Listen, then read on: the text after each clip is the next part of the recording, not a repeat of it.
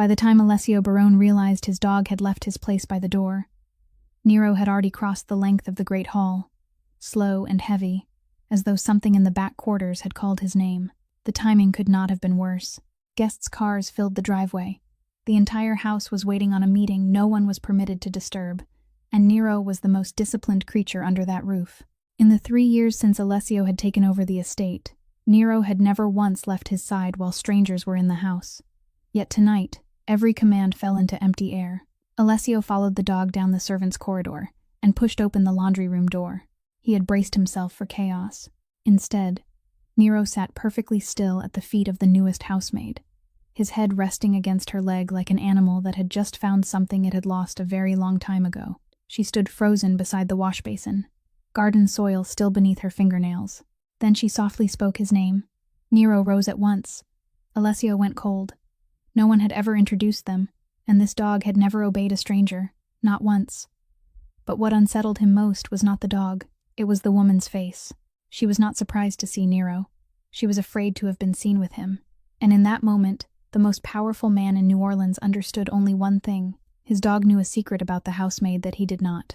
If you want to know why an old dog remembered someone this entire house had forgotten, leave a like on this story. Share it with the one person you know will stay until the very last line. And subscribe, so you never miss the stories where the truth arrives from the last place anyone expected. Alessio stood for a long time in the doorway of the laundry room after the young woman lowered her head, walked past him, and disappeared into the hallway. And he realized he couldn't remember her name, couldn't even be sure he'd ever heard anyone mention her. 3 years earlier, when he'd returned home to mourn his father, and then stayed to sit in the chair he'd never wanted, the first thing he'd done was replace nearly the entire household staff in the space of a single summer. People called it caution. He knew it was distrust, and he'd never regretted it. The only person he'd kept was Mrs. Halloran, the housekeeper who'd walked these halls for 18 years. And she'd remained not because he trusted her, but because in the entire house, she was the only one who still knew where everything was kept. From that day on, Alessio had grown accustomed to every face beneath this roof being a face he'd chosen with his own hands. And yet tonight, a woman he didn't remember seeing enter through any door had just called his dog by name, and the dog had obeyed. Upstairs in the great sitting room, the men were still waiting, and Alessio went back to them, took the seat at the head of the table, said what needed to be said, and decided what needed to be decided. No one noticed that for the whole hour, he wasn't truly present in the room.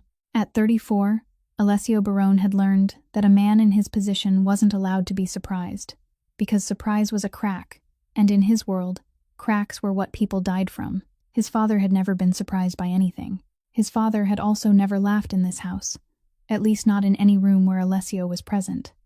That night, when the last cars had finally left the drive, Camilla kept her son there. She didn't ask about the meeting.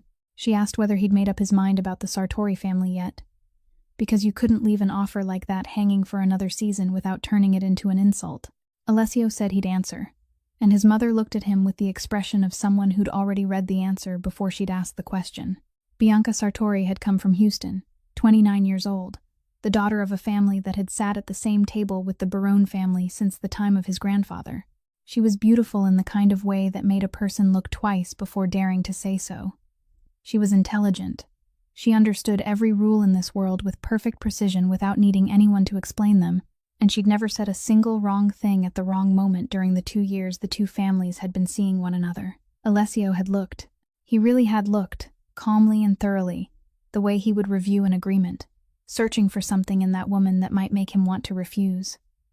There was nothing, and that was exactly what unsettled him, because when he sat across from Bianca at those perfectly arranged dinners, he heard his own voice saying all the proper things, saw his own hand pouring the wine at precisely the right moment, and inside, nothing moved at all. It wasn't hatred. It wasn't reluctance. It was simply a flat stretch of silence, like standing before a beautiful room, with no intention of ever stepping inside. Once, a long time before, he'd tried to tell his mother that he didn't feel anything. Camilla had replied that feeling was the business of people who could take responsibility for the consequences of what they felt, and her son wasn't one of them. She hadn't said it to hurt him. She'd said it the way someone warns a man heading out to sea that there are storms this time of year. Alessio hadn't argued. He'd lived in this house long enough to understand that happiness wasn't forbidden here. It simply had never been included on the list of things anyone was allowed to put on the table. Then he went to bed. And the next morning, as on every morning for the past 3 years, he saw that Nero had gone outside before him. The dog wasn't on the porch, wasn't on the steps, wasn't anywhere a 70-kilogram-old animal would naturally choose to lie in the sun. He was lying at the far end of the garden, close against the trunk of the old magnolia tree beside the entrance to the greenhouse. In that exact position, in that exact place, his head turned toward the trunk, Alessio had asked. The dog keeper said he'd been that way since before he'd started working there. Mrs. Halloran said she didn't know, and she said it a little faster than usual. Alessio had inherited Nero along with the house, along with the contracts and the names in the ledgers, and no one had ever told him where that dog came from, who had cared for him during those first weeks, or why an animal trained never to leave his master's side would allow himself every morning to walk the entire length of the garden just to lie down beside a tree that seemed to have nothing remarkable about it. He'd once had someone inspect the ground around it. There was nothing, only earth, grass, and a magnolia tree older than the house itself. After a few months, Alessio stopped asking, the way people eventually stop noticing a familiar sound in their own home. He had no idea that the dog had lain in that exact place every morning for 5 years, and that he hadn't chosen the tree at all. He was guarding something whose location was known only to the one person who'd known where it was, and that person had been dead for a long time. The young woman's name was May Ridley, and Alessio learned it not because he asked, but because 3 days after the night in the laundry room, that name was spoken in the kitchen in a way that made him stop in the middle of the hallway. It was Thursday. The head chef had fallen ill early that morning, and there were already 12 people scheduled for dinner at the house. Mrs. Halloran called 2 places, and neither could send anyone in time that day. People began discussing whether to postpone the dinner, but in Alessio Barone's world, a dinner that had already been arranged was never postponed, because people wouldn't ask why he had postponed it. They would simply come up with an answer of their own. May had no business in the kitchen. Her job was the grounds and the laundry, and in the 3 weeks since she'd started working there, no one had seen her cross that threshold even once. And yet that afternoon, Mrs. Halloran saw her standing outside the kitchen door for a long time, still holding her pruning shears, looking inside with the expression of someone weighing something far greater than the question of preparing a meal. She waited. Then May set the shears down on the windowsill and stepped inside. For the next 2.5 hours, no one in the kitchen had time to be surprised. She didn't ask for recipes, she didn't open a notebook, she didn't stop to think. She divided the heat among 4 stoves at once, gave the assistants their instructions in exactly the right order, and did the one thing only people who'd spent a lifetime in a kitchen could do, which was know 15 minutes in advance which pot would need her hands. Mrs. Halloran stood in the doorway watching, and she couldn't say a word. Dinner reached the table on time. All 12 people ate everything, and one of them asked Alessio where he'd found this woman, because in New Orleans these days it wasn't easy to find anyone who could still cook like that. That night, Alessio asked who had prepared the meal. The answer was, the gardener. That was the first crack. The second crack had happened several days earlier, but Alessio didn't remember it until now. In the greenhouse at the far end of the garden, there was an old orange tree that had been sick since the previous season, its leaves curling inward and falling away little by little, and the gardener had planned to cut it down.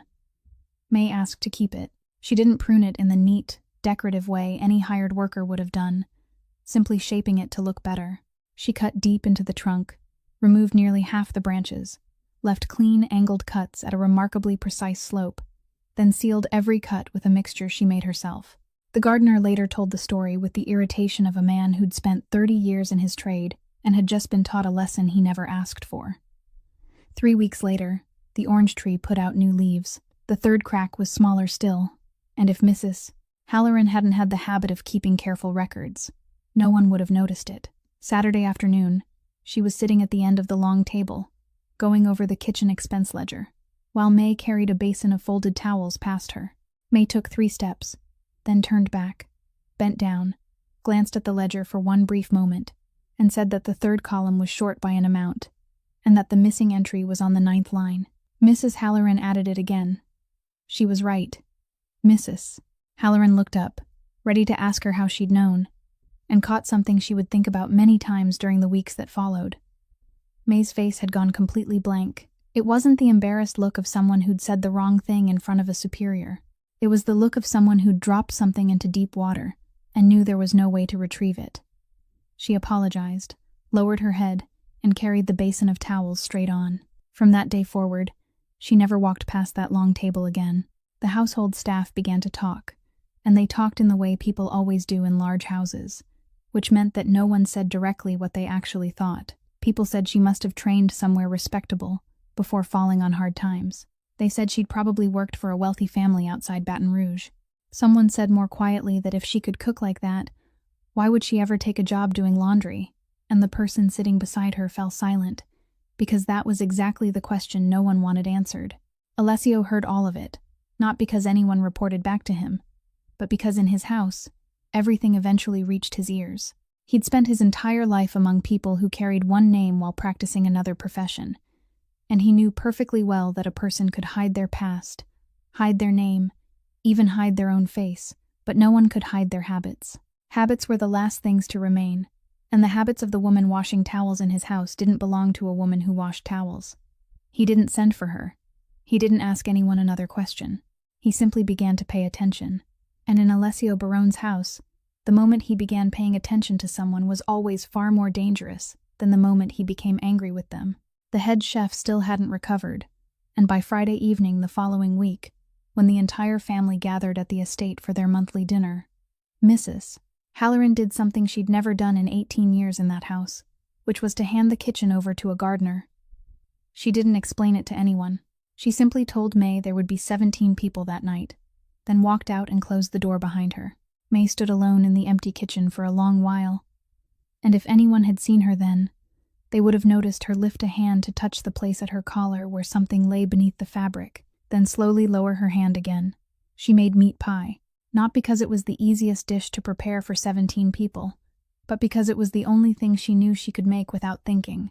And that night she needed something to keep her hands busy more than she needed a perfect meal.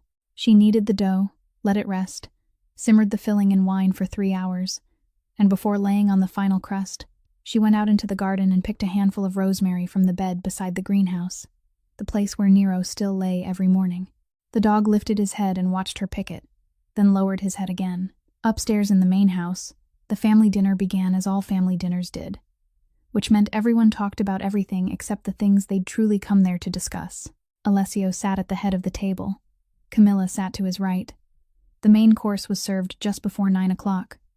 Alessio cut a piece, brought it to his mouth, and then he stopped. The fork hung suspended about a hand's breadth above the table, and it remained there longer than a man eating was supposed to allow himself to pause. He couldn't say why. There was no clear thought in his mind at that moment, only a distant afternoon he couldn't place. The smell of rosemary crushed between someone's fingers, sunlight falling at an angle through something made of glass, and the sound of his father laughing.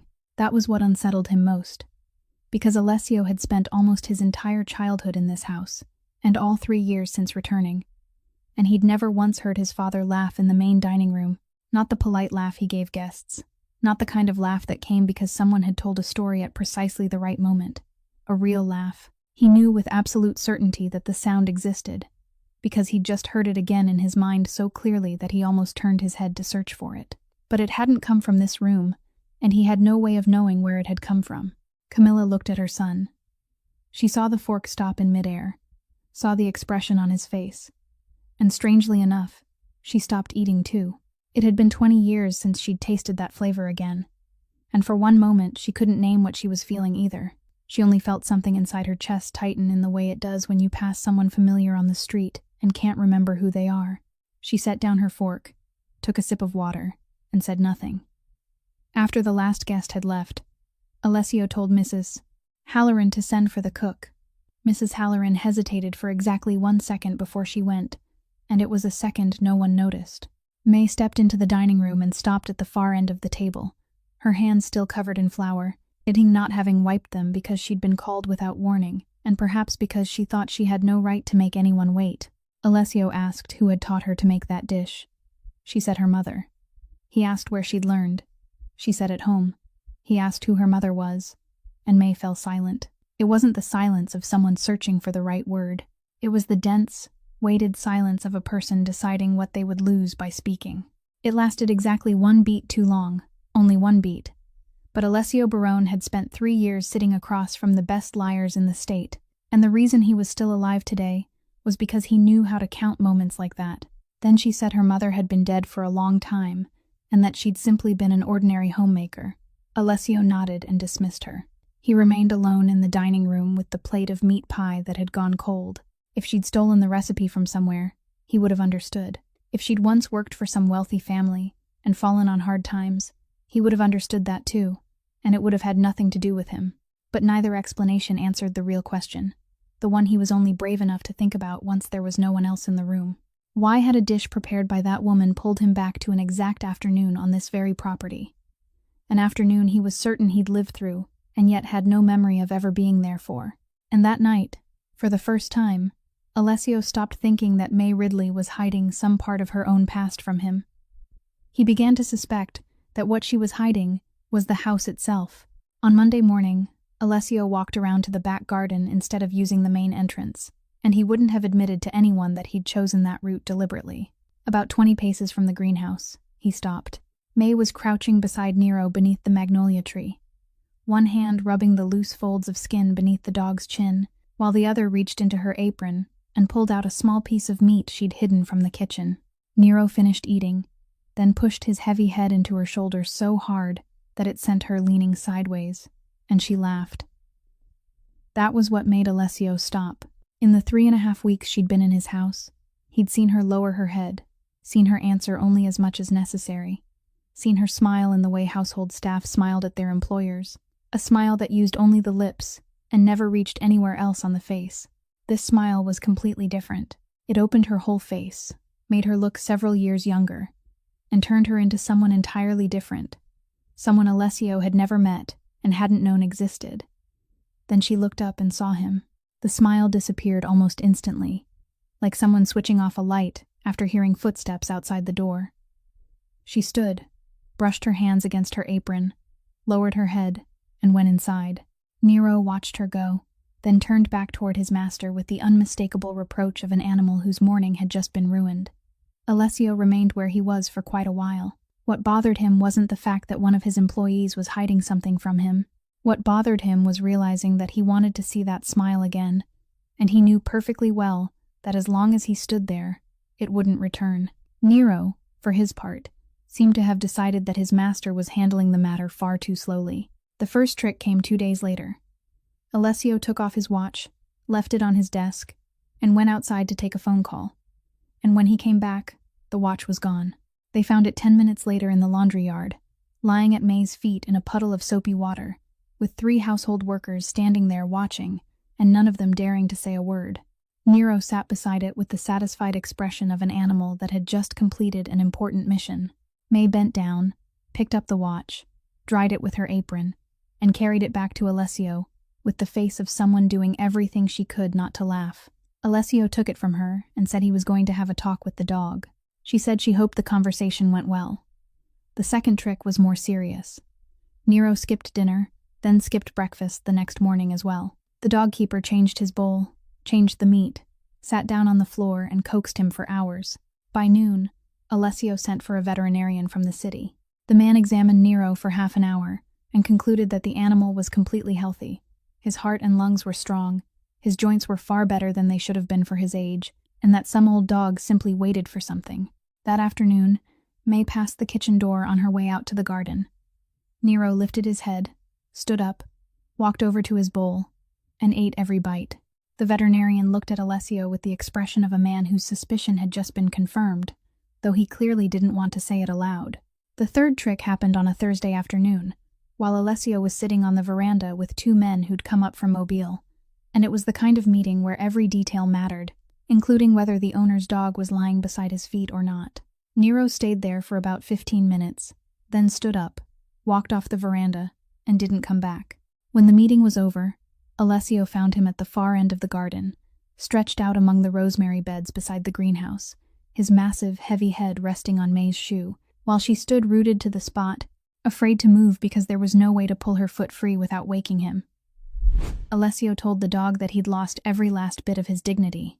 May pressed her lips together, trying not to laugh, and then she said that perhaps everyone was making things more complicated than they needed to be. Perhaps Nero simply knew what he wanted, and saw no reason to pretend otherwise. She said it very softly, almost as though she were saying it only for herself, then eased her foot free and went inside.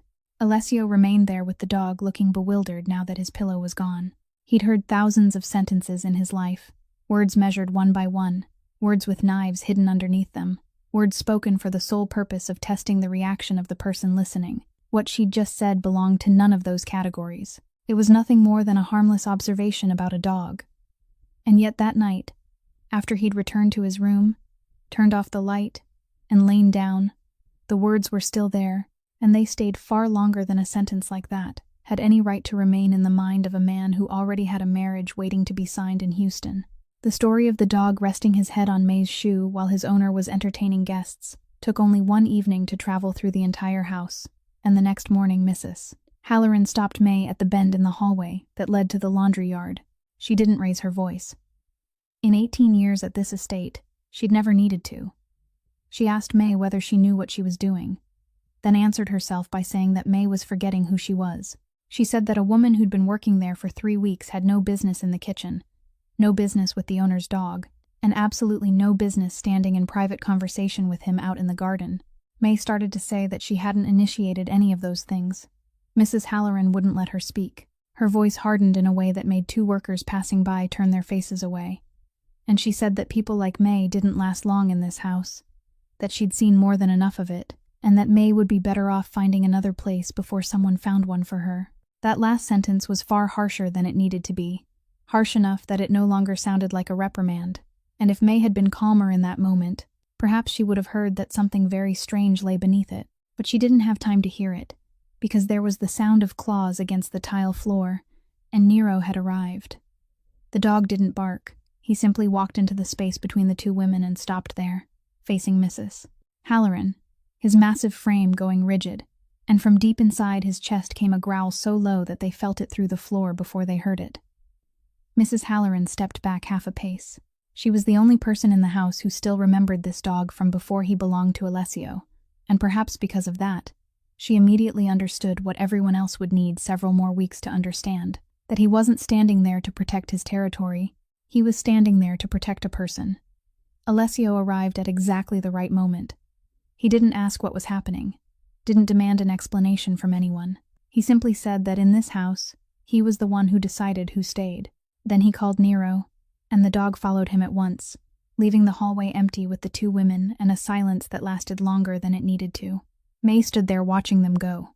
Over the past 5 years, there had been 4 houses she'd left in silence because of a sentence like the one Mrs. Halloran had just spoken, and in all 4 cases, not a single man with any authority had bothered to step forward. She'd grown so accustomed to it that she no longer saw it as injustice. She simply saw it as weather. And yet this afternoon, one man had stopped.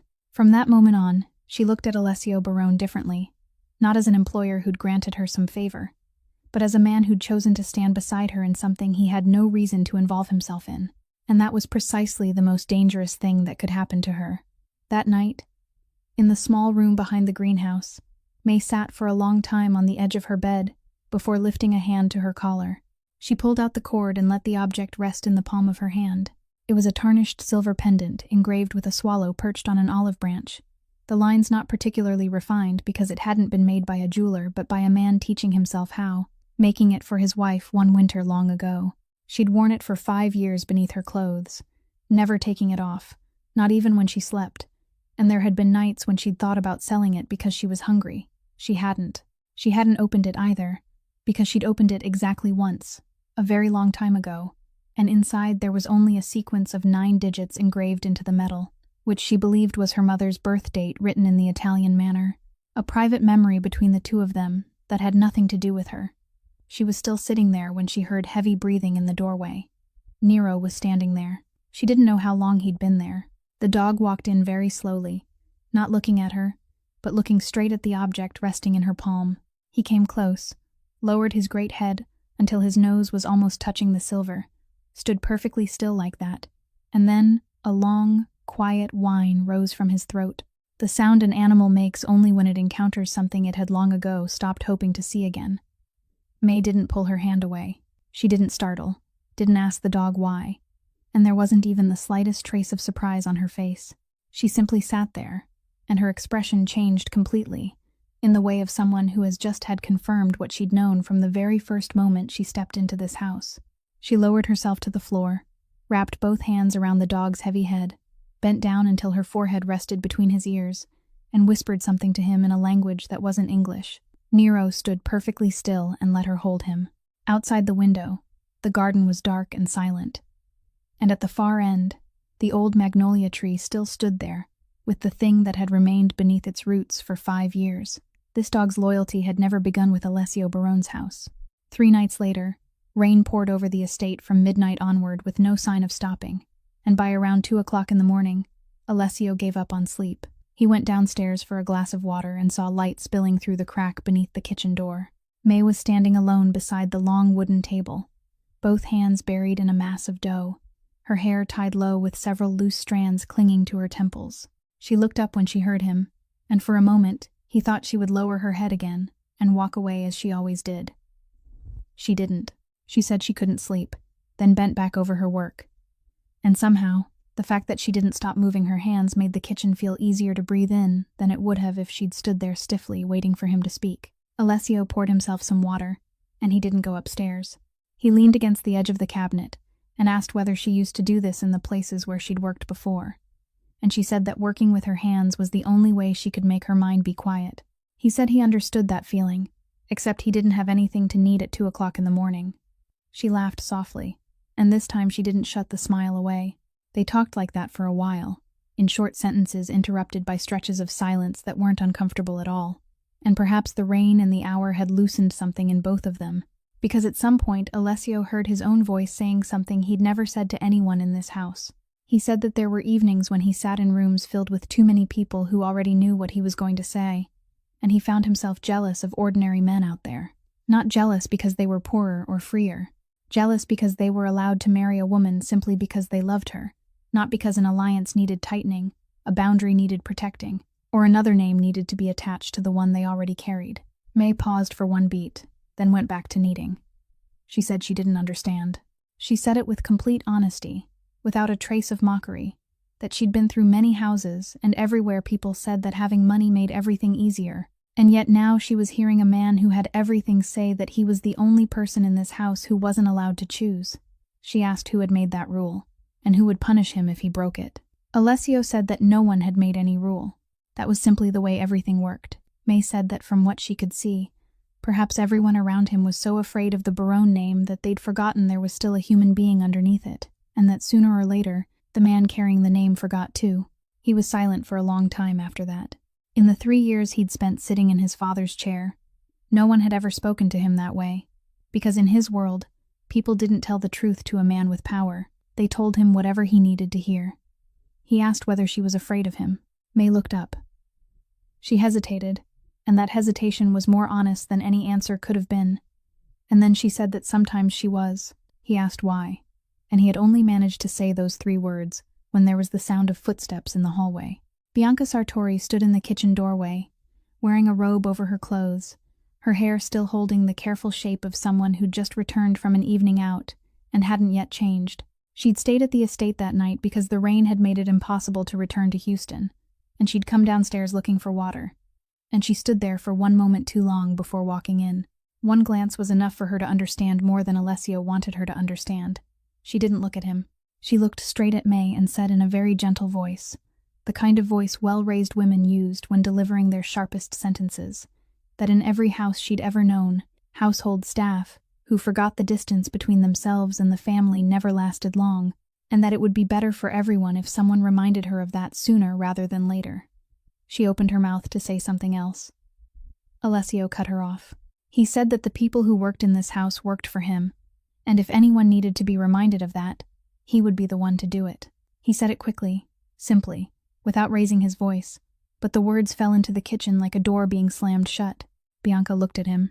She wasn't angry, and that was what made it frightening, because there was nothing on her face but the calm calculation of a woman who had just learned something important and intended to store it away for later use. She said she was sorry for disturbing them, then went upstairs. The kitchen was left with the two of them and the sound of rain. May bent down, wrapped the dough, wiped the table, and said nothing more. Alessio stood there with the glass of water in his hand and realized that he'd just done something anyone in the family would call foolish. He'd put his reputation on the scale in front of the daughter of the Sartori family to defend a woman who washed hired towels. But what unsettled him for the rest of the night wasn't the consequence. It was the speed. He hadn't had time to weigh anything at all. The sentence had left his mouth before he'd even thought about whether he should say it. And in 34 years of life, Alessio Barone had never once allowed that to happen to him. Bianca left the estate early the next morning, when the rain had just begun to ease, and Camilla went all the way out to the car to see her off. And before the car even had time to reach the gate, she already knew exactly what had happened in the kitchen the night before. She didn't ask her son. She waited until that afternoon, when he was sitting alone in his father's study, then walked in and closed the door behind her. She said nothing about honor, nothing about duty, and didn't use a single one of the words a mother in that situation would normally use. She spoke about consequences, because she'd lived 40 years in this world, and knew that consequences were the only language that still carried weight. She asked whether he knew how many people in the house had heard what he'd said to Bianca the night before, then answered herself that it was at least 4, and by the end of the week it would be 40. She said that what he wanted didn't matter, and whether he did anything or not didn't matter either, because in this world people didn't need evidence, they only needed a name to aim at. She said that a woman who caught the attention of a boss, who had no family, no name, no one standing behind her, wasn't a woman anymore. She was a weakness laid out in the middle of the table for anyone who wanted to test him. Alessio said that no one would dare touch someone inside his house. Camilla said that was exactly what his father had once said. Then she spoke her final sentence, and she said it more slowly than anything she'd said before, that he couldn't protect that girl by loving her. He could only protect her by making her someone no one considered worth remembering by name. She stood and walked out, and she didn't slam the door. She closed it very gently, and somehow that made it feel heavier. 3 days later, Aldo Pace arrived. He was the family's financial advisor from the days when Alessio's father still occupied the chair. 52 years old, soft-spoken, never once having raised his voice at anyone in 20 years. And no one in the house called him by his title, only by his name. He came every quarter to review the books, and this time he stayed for dinner. There was meat pie that evening, because the head chef was still undergoing treatment, and Mrs. Halloran had stopped pretending that putting May in charge of the kitchen was temporary. Aldo cut a piece, ate it all, then cut a second. Halfway through the second piece, he set down his fork. He did it very slowly, very gently, making no sound at all, and sat there perfectly still while conversation continued around him. Then he asked who had cooked the dish, his voice as soft as ever. Mrs. Halloran said it was the new girl. Aldo said he wanted to thank her, and no one at the table saw anything unusual in the request, because Aldo Pace was always the most courteous man in any room he entered. May came out carrying a tray to clear the table. She took 3 steps. Then she saw him, and the tray slipped from her hands and crashed onto the tile floor with a sound that made everyone at the table turn. For 1 second, something flickered across Aldo Pace's face and vanished immediately, so quickly that no one at the table had time to see it, not even Alessio, who was sitting 3 meters away. But what had flashed through Aldo's mind wasn't her face. He didn't recognize that face at all, not even remotely, because the last time he'd seen it had been 5 years earlier, and the woman standing there now looked nothing like the person he'd once known. What told him was the taste still lingering in his mouth. He'd eaten that dish many times, many years ago, in a small kitchen at the far end of the garden where he'd once been invited to sit at the table on Sunday evenings. And in this world there was no one left alive who knew how to make it. May bent down and picked up the broken pieces one by one. Her hands didn't shake, and that was the result of 5 years of practice. Aldo asked her name. She said May Ridley. He repeated the name once, slowly, separating it into 2 parts, the way a person tastes a lie on the tongue to see what it tastes like. Then he said the dinner had been excellent, and he turned back to the person beside him and continued talking as though nothing had happened. May carried the tray down to the kitchen. She set it on the table, gripped the edge with both hands, and stood there for a very long time in the empty kitchen. 3 weeks earlier, the dog had found her by her scent, and she'd thought that was the most dangerous thing that could happen beneath this roof. She'd been wrong. Because tonight, the man who had taken everything she had found her threw the very dish her mother had left behind. Aldo Pace stayed at the estate for another 2 days to go over the books, and during those 2 days he didn't look at May once. She knew that precisely because she counted. She carried towels up to the 2nd floor, and he walked past without turning his head. She brought coffee out to the veranda, and he thanked her without looking up. By Tuesday morning, when she had almost convinced herself that the dropped tray had been nothing more than an accident no one had paid attention to, he walked down to the far end of the garden. May was in the greenhouse, sitting on a low stool between 2 rows of seed pots, transplanting the young plants. The greenhouse door was open, morning light slanting through the old glass, and she heard the sound of shoes on the gravel path before she had time to stand. Aldo stepped inside and told her to stay seated. He walked slowly along the rows of pots, with his hands clasped behind his back, stopped in front of the old orange tree she had saved, looked at the new leaves at the tips of its branches, and said that he remembered this tree, that last year it had nearly died and they'd planned to cut it down. He asked her how she'd managed it. May said she'd simply cut away the diseased part. He nodded and said most people wouldn't dare cut that deeply. They were afraid that cutting too much would kill the tree, without understanding that leaving the diseased part was what actually killed it. He said it in the voice of a man discussing gardening. Then he praised the meat pie from the night before. He said he'd eaten in many places, and it had been a very long time since he'd tasted that flavor again. He asked where she'd learned to make it, and she said from her mother, and he nodded again as though that answer were completely ordinary. Then he was silent for a while, looking through the glass toward the far end of the garden, and he began to tell her a story. He said that many years ago, he'd known a woman who made that exact dish. A small Italian woman who cooked in a kitchen at the far end of the garden, not the main house kitchen, but a little house behind it, and on Sunday evenings people would often go down there and sit together. He said that at that table no one ever sat at the head, and that was the only reason he could still remember it after all those years. He spoke slowly, his voice even, his eyes still fixed outside, never once turning toward her. May sat perfectly still on the stool, both hands resting in her lap, and she didn't say a word. Then Aldo said it was a shame that there was no one from that family left anymore. He said the husband had died, and the wife had died before him, and they'd had a daughter, but she was gone too, gone in an accident about 5 years ago. He paused for one beat after the words 5 years ago. Then he said that sometimes he still thought about it, and that things like that reminded a person how quickly a name could disappear, and once it was gone, there was almost no way to bring it back. When he finished, he turned toward her and smiled, wearing the polite, warm smile he'd used with everyone in this house for 20 years. He said the young master was lucky to have found someone who knew what she was doing, and wished her well in her work. Then he walked out, leaving the greenhouse door open exactly as it had been when he entered.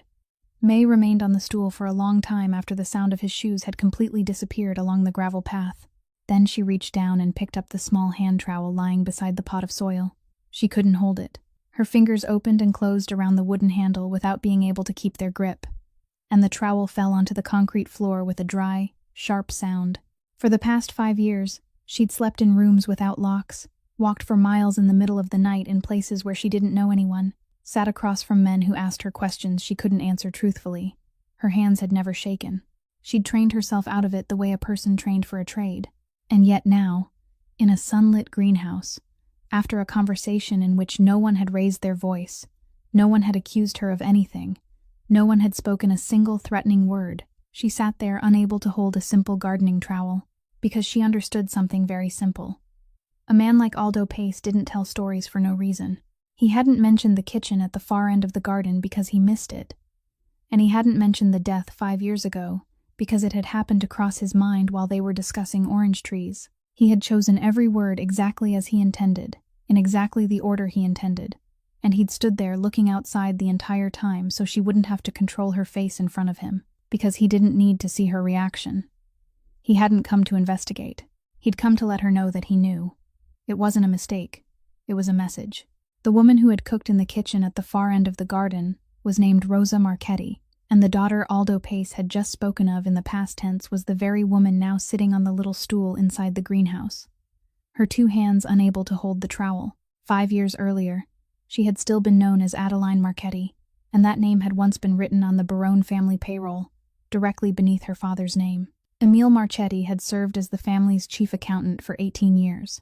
He wasn't part of that world, had never carried a gun, had never sat in a meeting where someone had to leave the room, and perhaps that was precisely why Emilio Barone had kept him for so long. Emilio had once told him something that Adeline heard her father repeat many times afterward, that in this house everyone could lie to him except the man who kept the books, because if the man keeping the books lied, the house would collapse. The Marchetti family lived in the Garden District, in a 2-story house with bougainvillea covering the balcony, about a 20-minute drive from the estate. Emile went to work and then returned home to have dinner with his wife and daughter, and in 18 years he'd never once spent a night on the property. But there was one exception.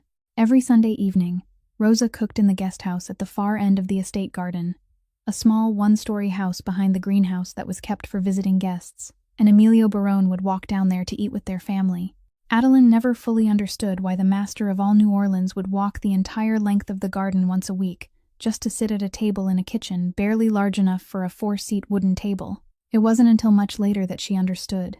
And she understood on the very night she heard Aldo Pace bring it up again, in the voice of a man delivering a message. There was no head of the table in that kitchen. It was a square table. Emilio Barone sat along one of the 4 sides, served himself, poured his own water, and for those 2 hours no one called him by any title at all. It was the only meal of the week when he didn't have to sit at the head of the table, and it was also the only 2 hours of the week when anyone heard him laugh for real. Adeline grew up in that kitchen. She learned to cook from her mother, not through recipes but by standing beside her and watching, the way the women in her mother's family had taught one another for 3 generations. Rosa never measured anything. She taught her daughter with her hands, telling her to feel the dough to know whether it was ready, telling her to smell the filling to know what was missing, and every time Adeline asked how much, her mother simply answered, "Enough." She also learned Italian from her mother, the Italian of a southern village that people at school later told her sounded backward. But Rosa told her daughter it was a language for calling the people you loved, not a language for taking an examination. There was one rule in the house that no one had ever spoken aloud, but all 3 of them followed without exception. Adeline was never allowed to go into the main house. She entered the property with her parents through the side entrance, went straight to the guest house at the far end of the garden, and throughout all those years she never once set foot across the threshold of the great house. She knew how many windows it had because she'd counted them from the garden. She had no idea what it looked like inside. When she was 19, her mother died. The illness came quickly and left just as quickly, and during those final 3 months Rosa continued cooking on Sunday evenings, sitting in her chair and showing her daughter what to do, until during the final week she could no longer make the walk down. After the funeral, Emilio Barone continued walking the length of the garden on Sunday evenings, just as he always had, and he still took his place along the side of the table, and now Adeline was the one who cooked. No one told her she had to. She did it because it was the only way she could think of to keep the kitchen from becoming silent. That same spring, a new litter was born in the estate's dog kennel, and one of the puppies was much smaller than the others, slow to grow, pushed aside whenever feeding time came. The dog keeper told Emilio that this one would be difficult to raise. Emilio picked it up, looked at it, then carried it down to the guest house at the far end of the garden and placed it in Emile Marchetti's hands, saying that this house needed something to care for. Adeline fed it with a bottle for 6 weeks, every 3 hours, even through the night. And during the first 2 weeks, she slept on the floor beside its basket because she was afraid it would get cold. By the 7th week, it began following her everywhere through the garden, and it followed her like that for the next 3 years, every Sunday evening, all the way along the rosemary beds to the old magnolia tree beside the greenhouse. Her father was the one who named it. He said the animal was black as the ink in his bottle, and he called him Nero. 3 years after that spring, on an October morning, the family discovered that its accounts were short by several $1,000,000, and Emile Marchetti's signature appeared on nearly every transfer order. He came home that evening and sat at the dining table for a very long time without touching his food, then told his daughter that he needed a few days to clear something up, and told her not to worry.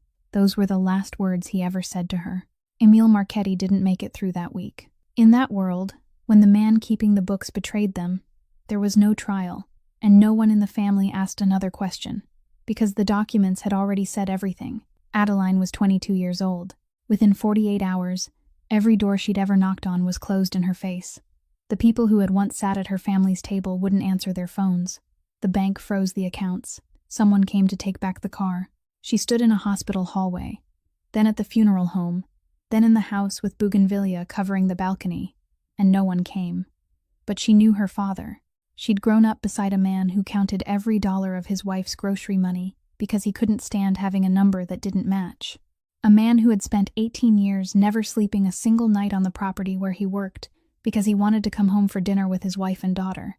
Those numbers didn't make sense, not morally, but technically. And that was what made her start looking. She searched through every letter and every copy of every document he'd kept at home, and it took her 3 weeks to find what she needed. Some of the signatures had been created after he died. Not many, only a few. But they existed, and a dead man couldn't sign anything. She traced the path of the money, and every last payment, without a single exception, ended at the same name. She called her cousin Dana, the only person who still answered her phone, and Dana drove down from Lafayette to pick her up and take all the documents with them. They never made it there. The car was stopped on the road on the way back in the middle of the night and went through the guardrail. Dana was driving, and Dana didn't survive. They found Adeline's identification papers in the wreckage and put her name on the list of people who had died that night. She read her own name in the newspaper 3 days later at a bus station 100 miles away, her hand still bandaged and $17 in her pocket. And she did something she would never later be able to explain to anyone, not even to herself. She let that name remain on the list. For the next 5 years, she went from Mobile to Lafayette, from Lafayette down to Homa, then back around again, and she worked wherever she could. She took jobs caring for gardens and doing laundry. Always those 2 jobs, never anything else. She worked in gardens because it let her stay outdoors, close to gates, and because no one looked closely at a woman bent over a bed of soil. She did laundry because it was the kind of work people hired you to do, and then promptly forgot who they'd hired. And she never, ever went into the kitchen. That was the strictest rule she'd made for herself, stricter even than changing her name, because anyone could change a name, papers could be bought, and time would eventually take care of a face. But hands that knew how to cook the way her mother had taught her couldn't be hidden anywhere. She'd kept that rule for 5 years. Then she came to this house, and broke it within 3 weeks. The only thing she carried from her old life was the tarnished silver pendant engraved with a swallow perched on an olive branch, and she'd opened it exactly once, a very long time ago, to see a sequence of 9 digits engraved inside. She believed they were her mother's birth date written in the Italian manner, day before month, followed by several other numbers she didn't understand and had never tried to understand. A private memory between her parents that she had no part in. She closed it and never opened it again. The second thing she had wasn't an object, but a line of writing. In the short letter her father had left in a drawer, after the instructions about the house papers and the accounts, he'd written one final line, saying that if anything happened, she should find Emilio Barone. Adeline had carried those words with her for 5 years without daring to use them, because Emilio Barone was the head of the very family that had condemned her father, and she had no way of knowing which side he belonged to. It took her 3 years to become brave enough to think about finding him. It took another 2 years before she was brave enough to actually leave. And when she arrived in New Orleans, she stood on the sidewalk across from those gates and asked around, and people told her that Emilio Barone had died 2 years earlier, and now the house belonged to his son. The only person in the world who knew what her father had entrusted to him was already in the ground. Whatever he had agreed to keep, if it still existed, could only still be somewhere on that property. And Adeline Marchetti, 27 years old, with no name, no real papers, and no one left to call, had only one way to get through those gates. She applied for a job. Aldo Pace left the estate on Friday afternoon, and May stood in the doorway of the greenhouse watching his car disappear through the gates, and she understood that the clock had started. He would come back. A man like him didn't send a message and then leave it sitting there. She'd spent 5 years living by leaving before anyone had the chance to ask a second question, and every instinct in her was telling her to pack her things and go that very night. But if she left, she would leave with nothing in her hands, and she would become a nameless woman on a bus all over again, and this time it would be forever. So she stayed, and gave herself 3 nights. The first night was the library. She waited until after 1 in the morning, when every light in the house had gone out, then went upstairs by the servants' staircase, carrying a stack of clean towels so that if anyone stopped her, she would at least have an explanation ready. The library was in the east wing, 3 walls covered with books from floor to ceiling, and she'd thought that anyone wanting to hide papers would hide them in the place with the most paper. It took her nearly 3 hours. She went through every drawer, pulled out every leather-bound ledger, opened every wooden box filled with letters, and found nothing but old contracts and books no one had ever read. Close to 4 in the morning, she put everything back exactly where she'd found it and went downstairs. The second night was Emilio Barone's old office. Alessio still used the room, but he'd never touched the dark wooden filing cabinet against the wall behind the desk. The cabinet Mrs. Halloran dusted once a week and never opened. May opened it. Inside were folders arranged by year, and she worked backward until she reached the year her father died, turning page after page with hands that had gone cold. And there was nothing there either. She was closing the final drawer when she heard footsteps in the hallway. She slipped out of the room just in time, pulled the door shut behind her, and walked straight into Mrs. Halloran in the dark corridor. The two women stood facing one another about 3 steps apart. Mrs. Halloran was wearing a nightgown, a flashlight in her hand, and its beam was bright enough to show May's face, and bright enough to show the office door behind her. May didn't have time to think of any explanation. She simply stood there and waited. Mrs. Halloran looked straight at her for a very long time, much longer than it should have taken to understand what was happening. Then she switched off the flashlight, turned around, and walked down the stairs without saying a word. May remained there in the darkness, her heart pounding up into her throat, and the only thought in her mind was one question. Why had the woman who had openly wanted to throw her out of this house just turned her back when she had the perfect reason to do it? The third night was the storage basement. It was the last place she thought of, and the worst one. A row of low-ceilinged rooms packed with cardboard boxes and wooden trunks spanning 40 years, a place no one went down to more than twice a year. She searched from one end of the corridor to the other, one box after another, and close to 3 in the morning she opened a tin box containing old photographs of the Barone family. She flipped through them quickly, expecting nothing, until her hand stopped. It was a photograph taken in the kitchen at the far end of the garden, the square table. Her mother was standing beside the stove, her back turned, only one side of her face visible. Her father was sitting on the left, still holding a fork, laughing at something. Emilio Barone sat beside him, sleeves rolled up, no tie, looking nothing like the man in the other photographs from the same box. And on the fourth side of the table, sitting slightly back, smiling politely at whoever was holding the camera, was Aldo Pace. May sat down on the cold concrete floor with the photograph in her hands. She already knew he'd been there. He'd told her so himself in the greenhouse. But knowing something and seeing it were 2 different things. And what left her sitting there in silence wasn't his face. It was the distance. He had been sitting one side of the table away from her father. He'd eaten her mother's cooking at that table with no head of the table. He'd laughed there, and afterward he'd done what he had done. She sat like that for a long time without crying, simply sitting, until she realized that a faint light was spilling in from the far end of the corridor and had been there for some time. She looked up. At the end of the corridor, about 15 steps away, a man was leaning one shoulder against the doorframe, both hands in his pockets, showing no sign of hurry. Renzo Falk, head of security at the estate, a man whose name she'd heard only recently during those 3 weeks, and with whom she'd never spoken a single word. He didn't ask what she was doing. He didn't come closer. He simply stood there, looking at her, and May had no way of knowing how long he'd been standing there, or exactly what he'd seen. What would destroy May Ridley wasn't the man standing at the end of the basement corridor that night, but something that had happened the night before, something she had no idea about at all. Bianca Sartori returned to the estate on Saturday evening to review the engagement guest list with Camilla, and she stayed in the East Wing guest room, just around one corner from the late boss's office. Before dawn, she left her room to get some water, and she saw the woman hired to wash towels step out of that room, closing the door behind her with both hands so it wouldn't make a sound. Bianca said nothing. She went back to her room, and the next morning, before the car arrived to pick her up, she told Camilla about it, in the tone of someone mentioning a small detail she thought the lady of the house ought to know. Camilla said she would look into it. But the matter didn't end there, because in this house, something said in the sitting room in the morning could travel a very long way by noon. Less than an hour after Bianca's car left the gates, May's room was searched. It happened so quickly that later, when Alessio thought back on it, he would stop for a very long time at that detail. No one asked his permission. No one informed Mrs. Halloran. Renzo Falk led two men down to the small room behind the greenhouse while May was outside among the rosemary beds, and they entered using Renzo's own key, and they knew exactly where to look. The pendant was found first, beneath the lining at the bottom of the suitcase she kept under the bed.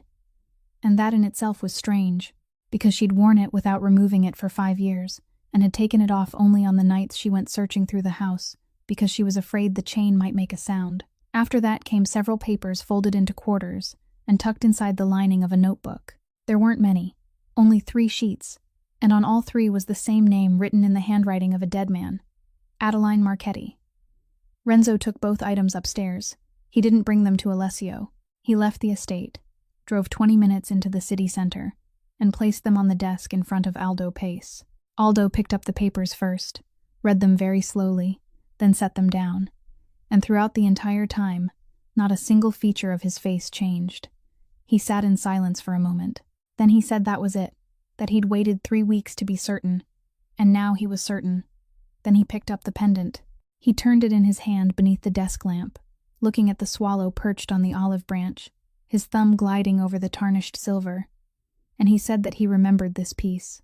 He said the woman had worn it all the time, and he said it with a hint of amusement, the expression of a man finding an old object that reminded him of a part of his life he had no discomfort remembering. Renzo asked whether he needed to keep it. Aldo said no. He told him to return it to the exact place it had been, beneath the lining at the bottom of the suitcase, and to make sure no one knew anyone had entered the room. Renzo asked again, because he didn't understand. Aldo explained, and he explained with the patience of a 52-year-old man teaching something elementary to someone who only knew how to use his hands. He said that if they took it away, it would be nothing more than a piece of silver that had gone missing, and no one could prove anything. But if it were around her neck on the day they brought her into a room and asked her who she was, then it would become an object belonging to the dead, hanging around the neck of a living woman carrying a false name. He said it would no longer be a suspicion. It would be an image, and in rooms like that, images always defeated reason. Renzo returned the pendant and put it back exactly where he'd found it that same afternoon. Aldo Pace remained alone in the office after he left, and he didn't think about that object for another second. He'd held it for 4 minutes. He'd turned it beneath the light, touched both sides, and he had no idea that it could be opened. There were exactly 2 people in the world who had ever known that, and both were dead. And the third person believed it contained only her mother's birth date. The one thing in the world that could bring down 20 years of Aldo Pace's life had just rested in his palm, and he had personally returned it to its place simply because he thought it was a piece of silver. As for everything else, it was finished. He didn't need the girl to die inside the Barone house, and he wasn't allowed to do such a thing either, because when an employee died under a boss's roof, it stopped being a matter concerning one name and became a declaration of war, and he didn't have an army. All he needed was for her to walk out through those gates. Inside the fence, she was Alessio Barone's person. Outside it, she was what she had been for the past 5 years, a nameless woman with no papers and no one looking for her. Aldo Pace returned to the estate on Tuesday afternoon, and this time he didn't come alone, nor did he wait until dinner. He asked to see Alessio in the great sitting room, and he asked in a way that made it clear this wasn't something that could be discussed privately. And when Alessio entered, his mother was already there. Bianca had just come down from Houston. Mrs. Halloran was present. Renzo Falk was standing close to the door, and nearly a dozen household workers had been called in without anyone explaining why. Aldo stood in the middle of the room with a thin leather briefcase resting on the table in front of him. He said he had come in his capacity as the man who had kept the family's books since Alessio's father's time, and that there were some things that, if he remained silent about them, would mean he wasn't worthy of those 20 years. Then he opened the briefcase. He said that the woman working in the house didn't carry her real name. He said that she'd used the name of a dead person to get the job, that she'd memorized the cooking recipes of a woman who'd been in the ground for 10 years so she could make her way into the family's kitchen, and that she'd been caught coming out of the late master's private office in the early hours of the morning. He said all of it in a calm voice, never raising it once, and that calmness made everything he said sound even more like the truth. Then he placed a stamped document on the table, Adeline Marchetti's death certificate, and said that the woman named there had died in an accident 5 years earlier, with a record, an issuing authority, and a signature. May was called into the room when everything had already been laid out on the table. She stepped inside and understood immediately. Mrs. Halloran opened her mouth. She'd been standing in the corner of the room the entire time, and she had managed to say 3 words when Aldo turned toward her and asked how many years she'd worked in the house. She said 18. He nodded, seeming to show respect, then asked how much weight she thought the word of a housekeeper carried, compared with several sheets of court-stamped paper. He asked it very gently, almost tenderly. Mrs. Halloran stood there with both hands clenched together, and she couldn't say another word, and she would remember that moment for a very long time afterward. Alessio barely heard what Aldo was saying. He'd read the death certificate, looked at the 3 sheets bearing Emile Marchetti's name, heard every argument, and yet there wasn't a single one of those words in his mind. He was looking only at the woman standing in the middle of the room. Then he asked, "Is Ridley your real name?" The entire room fell silent. May didn't look down. That was what everyone present would remember afterward, that she didn't bow her head at all. She looked straight at him and said no. After that word, everything in the room continued. Aldo kept speaking. Camilla asked several more questions. People passed the papers from hand to hand. Alessio heard none of it anymore. He'd thought that if the day ever came when he learned the truth about her, the blow would come from discovering who she was. He'd been wrong. The fact that she was the daughter of the accountant his family had condemned was something he could deal with. He'd dealt with matters far more complicated than that. What broke something inside him was something else entirely. He remembered the rainy night in the kitchen. He remembered leaning against the edge of the cabinet and saying something he'd never said to anyone in that house, that he was jealous of ordinary men. And all that time, the woman standing 2 steps away from him, kneading dough, had known that the man opening himself to her didn't even know her real name. He asked her why. He asked why, after all that time, she hadn't told him a single word when she knew perfectly well that the moment she told him, he would have stood up for her. May was silent for a while. Then she said that her father had once trusted the most powerful man in the room, too. He'd trusted him for 18 years.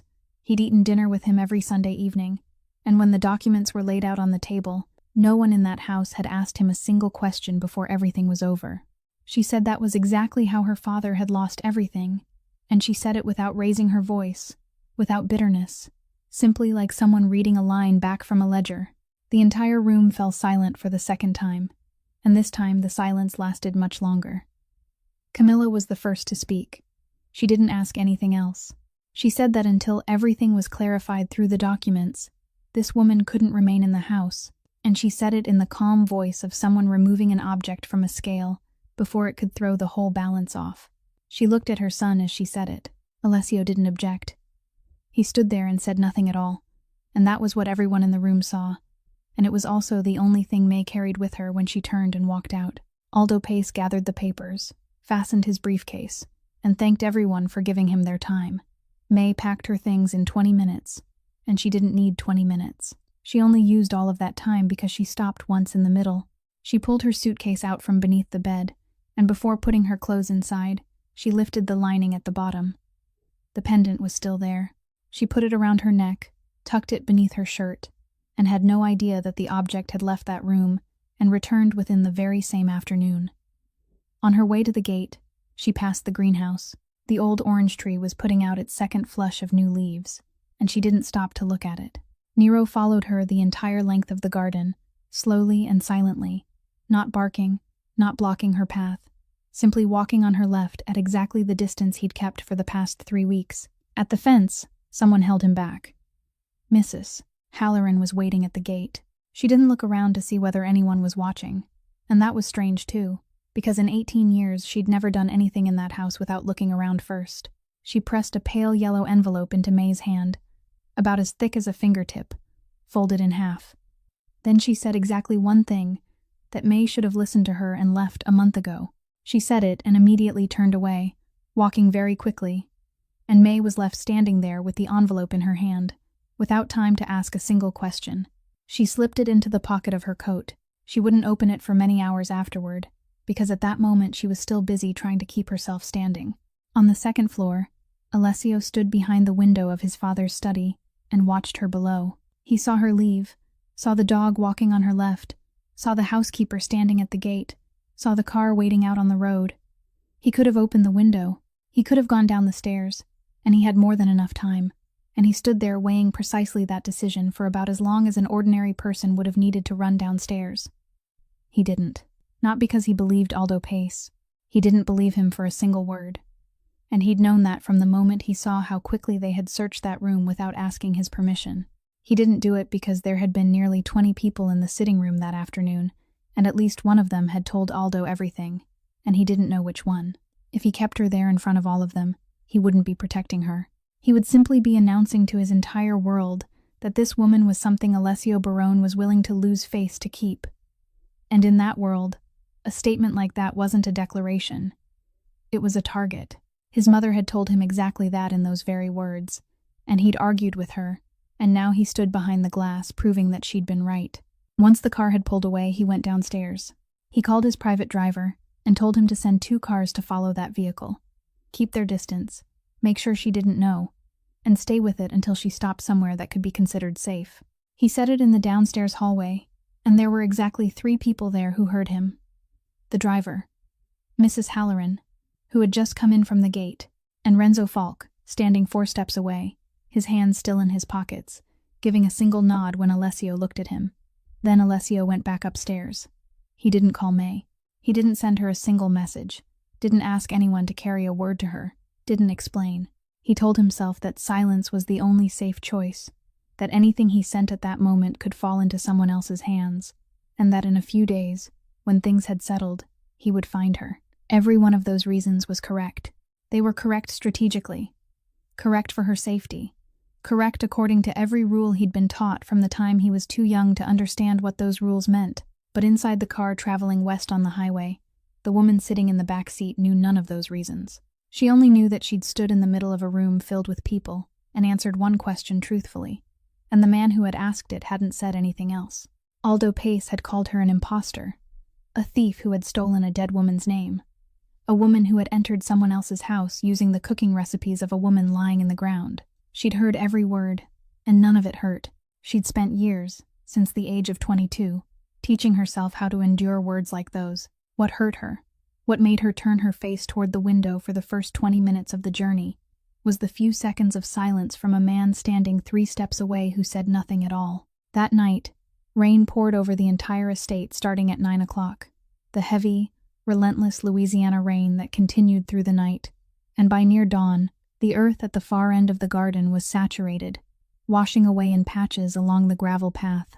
Inside the great house, no one could sleep, but no one went outside either.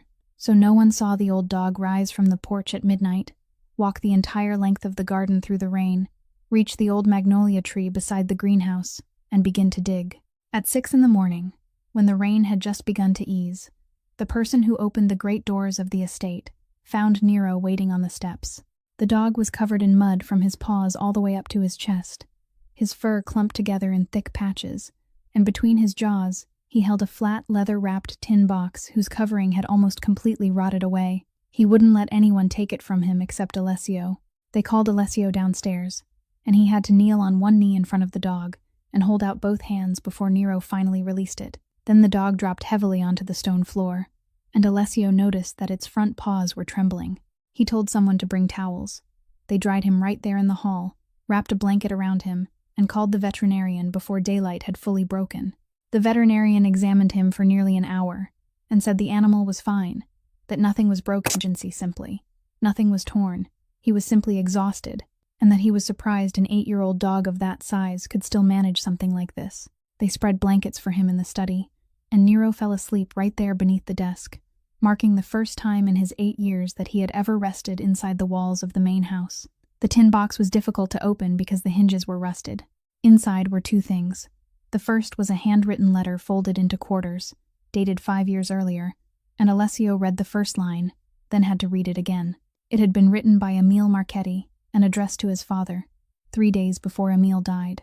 In the letter, he wrote that he had found out who had taken the money, that he'd been tracking the transfers for nearly 2 years and could prove every payment, and that the person responsible was Aldo Pace. He wrote that he would bring everything on Sunday.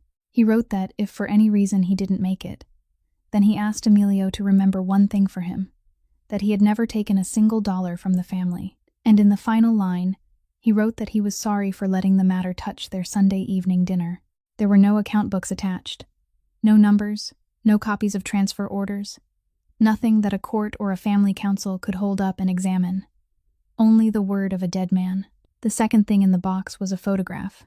It was small, yellowed at all four corners, taken outdoors on some afternoon long ago. A young girl was sitting on the grass with her legs folded to one side, both arms wrapped around a plump, completely black puppy sleeping in her lap, and she was leaning over it with the expression of someone standing guard over another person's sleep. Behind her stood a magnolia tree. Alessio sat for a long time with the photograph in his hand. Then he turned and looked at the dog sleeping beneath the desk, the animal he'd inherited along with the house, along with the contracts and the names in the ledgers, the animal no one had told him anything about for 3 years, not where it had come from, not why it was there. He looked at Nero, then back at the photograph, then back at him again. And he understood that night in the laundry room, his dog hadn't chosen a stranger at all. He hadn't recognized anyone, because he'd never forgotten. He had simply been waiting beneath that exact tree for 5 years, every morning, while the entire household walked past him every day, and no one ever asked why. At the same time, more than 100 miles away, the car carrying May pulled into a roadside station to refuel. She was sitting in the back seat when she remembered the envelope in her coat pocket. There was no money inside, only a photograph and a small note. The photograph showed the kitchen at the far end of the garden, the square table, her mother standing by the stove, her father laughing, Emilio Barone with his sleeves rolled up, and Aldo Pace sitting slightly farther back along the fourth side. It was a second print of the exact photograph she'd found in the basement 3 nights earlier, and that meant Mrs. Halloran had known she'd found it, and had known what she was looking for, perhaps for a very long time. The note contained only 3 words, written quickly in ink, in the handwriting of a woman who had kept the books for 18 years.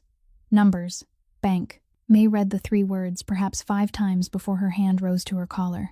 She pulled out the chain, turned toward the window so she could have enough light, and opened the pendant for the second time in her life. The sequence of 9 digits was still there, engraved deeply, small and precise. She had looked at it when she was 22, and she'd read it the way a daughter who had just lost her mother would read it, breaking it into a day, a month, and a year, and she hadn't been able to make it fit, and she'd explained it to herself by deciding that perhaps her mother had written it in the Italian manner, and then she'd closed it and worn it around her neck for 5 years without opening it again. Now she looked at those numbers again and didn't break them apart. She left them exactly as they were. 9 digits running together, without periods, without spaces, in the numbering format her father had used for 18 years in every ledger he'd ever handled. The man who had made this object hadn't engraved his wife's birth date into it.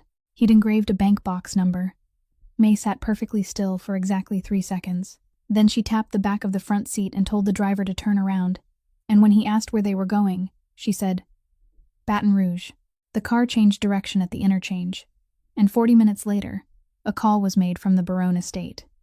Renzo Falk didn't say much. He simply reported that she wasn't heading west anymore, that she was going north, and he read out the name of the road. That night, a light rain began again, and close to 11 o'clock, the car carrying May reached the bridge over the river branch, the same bridge she had crossed 5 years earlier in the car driven by her cousin. She recognized it before she reached the beginning of the bridge.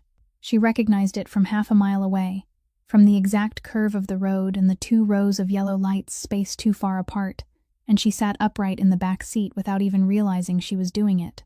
Then 2 headlights came on ahead. They came from the right shoulder, where a car had already been waiting with its engine off, and it surged out and cut across the front of her car just as a second vehicle came up fast from behind and closed in on the left. The driver slammed on the brakes.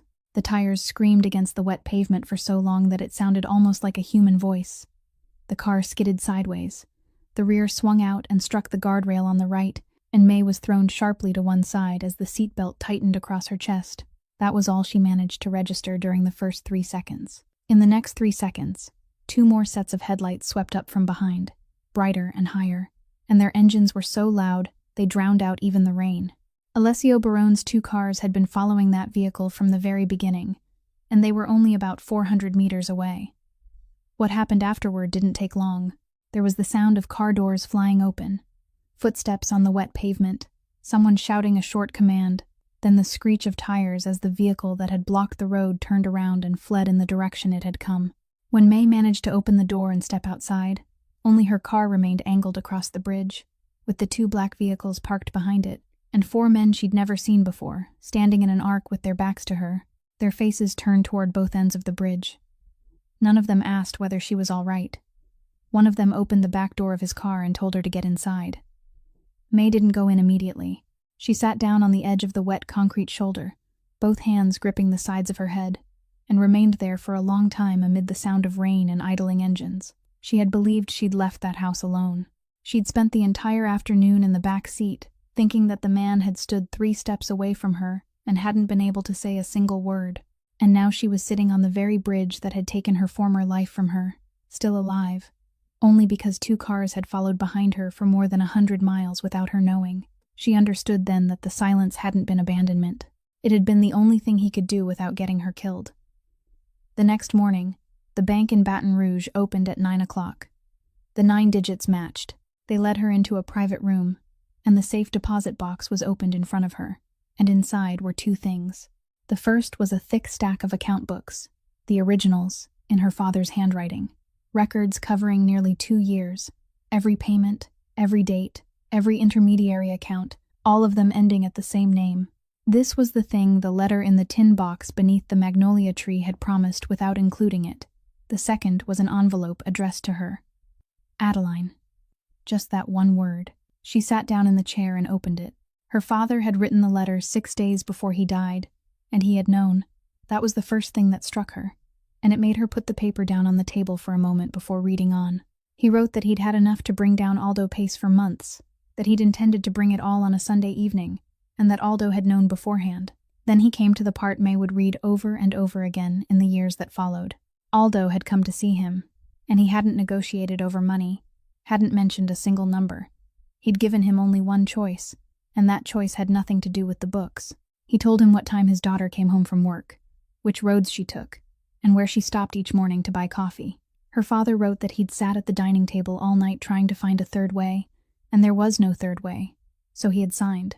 He signed the transfer orders he knew were fraudulent, allowed those numbers to carry his name, and did it knowing perfectly well that he would die as a traitor, and that his daughter would have to carry that name for the rest of her life. He wrote that he was sorry for doing it, that it was the one thing in all of this that kept him from sleeping, not his own death, but the fact that he couldn't leave his child a clean name. He wrote that he had traded his own name for her safety, that it was a bargain any father would make, and that if he had to do it again, he would do exactly the same thing 1,000 times over. That same morning, at the estate, Alessio received the report about what had happened on the bridge. He didn't need to investigate anything. He simply sat behind his father's desk and counted again. Only 3 people knew which direction that car had taken. 3 days later, the entire family was summoned to the estate, and it was the first time in 3 years that Alessio Barone had called all the heads of the family into the same room without giving any warning as to why. Renzo Falk wasn't there. No one asked why, and throughout that entire afternoon, as well as all the years that followed, his name was never mentioned again in this house.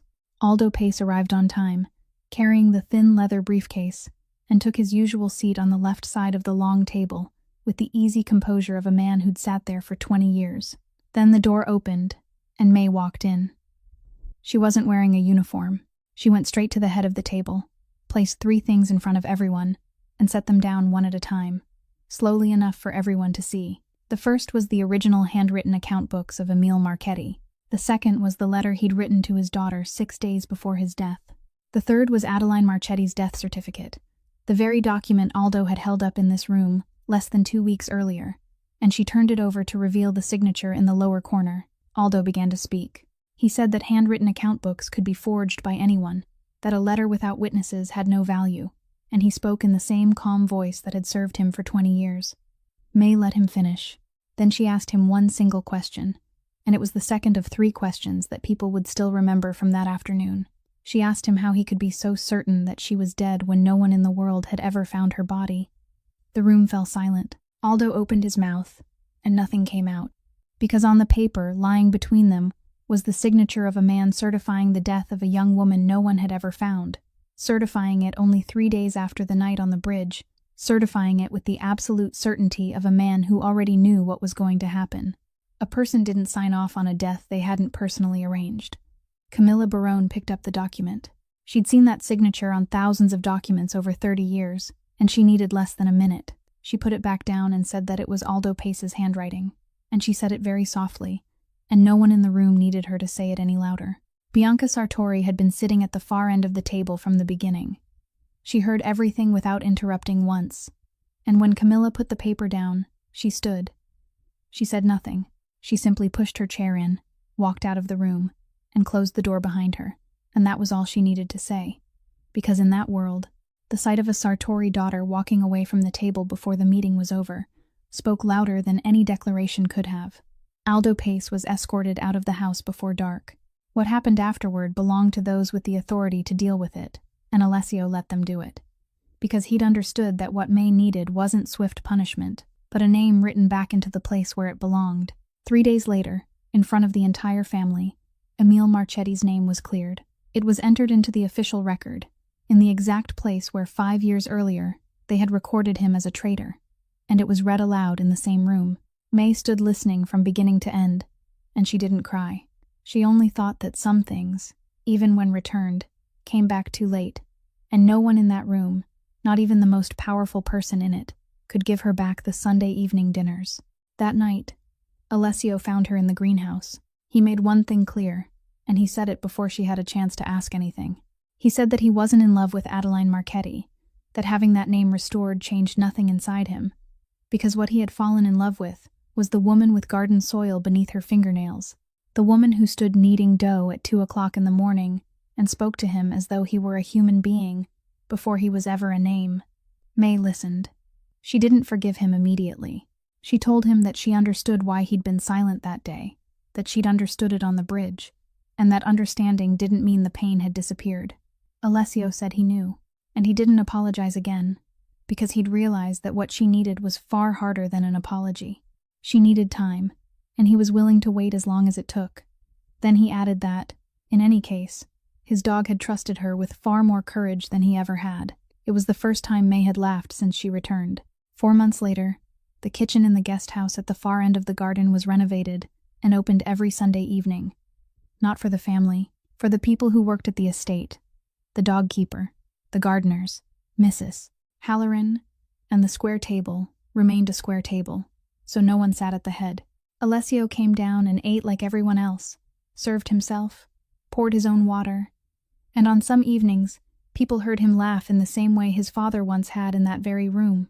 One afternoon, among the rosemary beds outside the kitchen door, he asked her the question he'd been practicing for 4 months. Her hands were still covered in garden soil and flour, and she didn't wipe them before answering.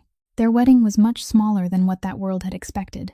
There was only one main dish, and she made it herself, and it was the first time in her life she'd cooked her mother's food without having to hide her own name.